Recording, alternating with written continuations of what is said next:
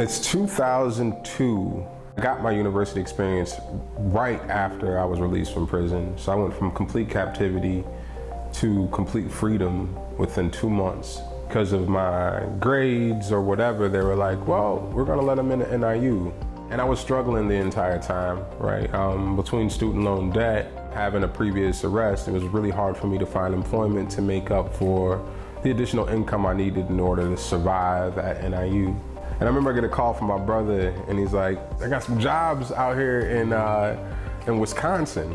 I ended up going out to Wisconsin, sat in this lobby, this cold lobby, and there was a room full of black folks, looked just like me. We were waiting for ourselves to be selected. It was almost like a slave auction.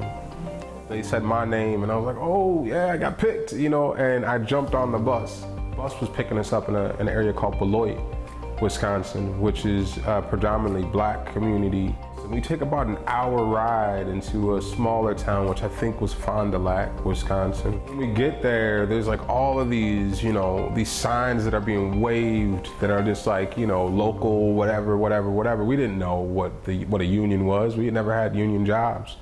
All we knew is that there was an opportunity behind getting on this bus. Most of the folks that were on that bus were also, you know, these were folks in the informal economy. These were folks that in communities that were like barren of employment opportunities. They created them with different hustles, right? Some of it was rap, some of it was drug trade, flipping sneakers at the time, you know, or airbrushing t-shirts, whatever people's hustle was. We see this small town that we roll into, the white folks was out there and they was mad, right? And there was protests, and we didn't know what they were protesting at first. I think we felt like they were protesting us. Later we found out that they were the actual union workers from this plant that we were working at as temps.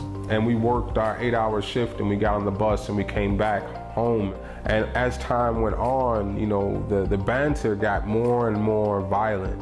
They would call us scabs because we were replacing them, I guess. It began to be just racial slurs were thrown at us. There was nails in the street. There were a host of, you know, billboards and signs that were just like death threats in a very real way. Fast forward, I'm a student at Roosevelt University in 2016. I'm studying sociology. I'm reading on Karl Marx, right? I'm reading Du Bois, and I'm reading about the racial wage of whiteness.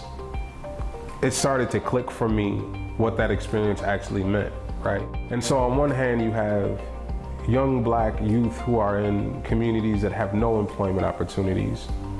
On the other end, you have rural white workers who are in a battle with the bosses, right?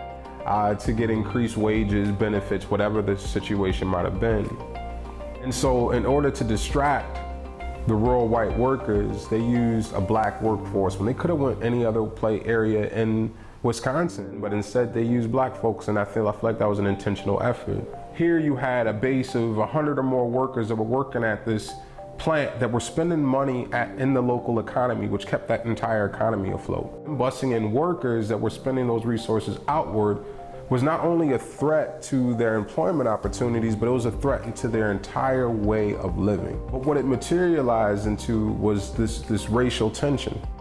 You know, fast forward 2016, I'm sitting there in love with theory, because theory essentially gave me a language to express what it was that I was experiencing most of my life.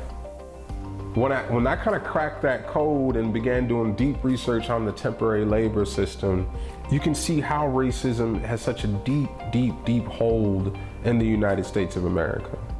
Reality is union labor and living wage employment may very well be what our community needs, but informality is what we have. So we can't get to equity by assuming the eligibility criteria of the people. We actually have to go to the people, do a deep dive, understand what their skills are, and then produce jobs based on that.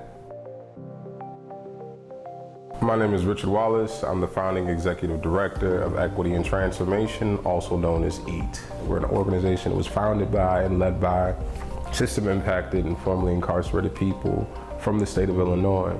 The reason that's important is that we have to be able to see ourselves in the solution-making process.